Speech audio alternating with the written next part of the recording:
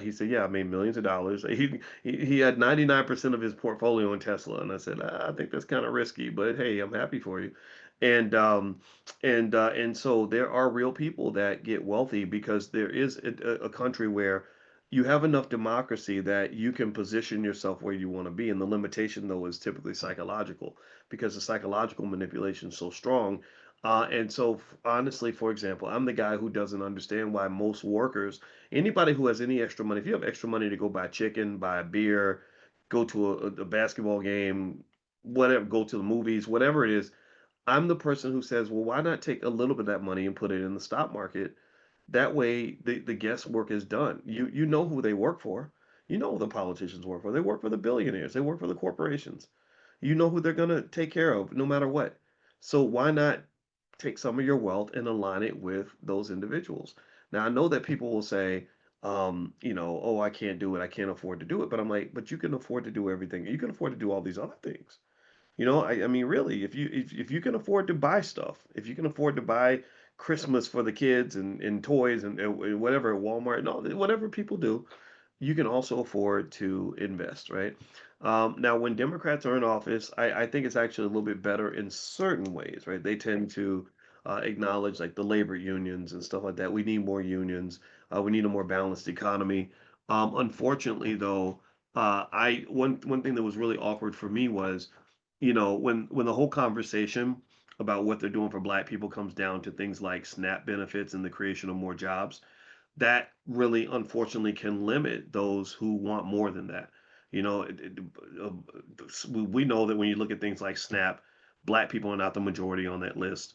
I don't even know if white people are the majority anymore. I think that when people come from other countries, and it's like, here, sign up for this, whatever. Like I don't even know if Americans. I have no idea. I gotta go. I've seen different data sources, but the point is that I think that the Black experience sometimes, when it gets limited to, you're going to go further because white people will allow you to.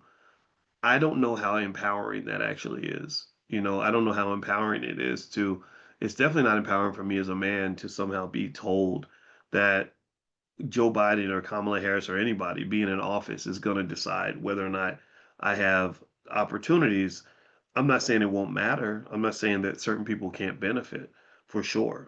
When Democrats are in office, for sure, you get more support for things like DEI programs and stuff like that. Like I got friends, in the Roland Martin bougie crowd who do really well when Democrats are in power. If Kamala had won the election, I think Roland Martin would have got some really important job, maybe with the White House or something. And I'm happy for him for that. But then there's like sort of that other segment of Black people, like the Dr. Claude Anderson crowd, that is still going to be pushed out no matter who's in power, right? They're not acknowledged because their message is not the same as everyone else's. They're not just talking about jobs and integration and DEI programs. They're talking about business ownership. They're talking about building wealth. They're talking about controlling communities. And one of the things about power and control is that power isn't really given to anyone. There's no group in America where another group is going to just say, hey, we like you so much, we're going to just give you a bunch of power because we want you to be as powerful as we are. That's not even natural. That's not human nature. So, power is something that is the result of competition, typically, in most cases. So, the question is, where are Black children being prepared to truly compete, other than the basketball court or the football field, right?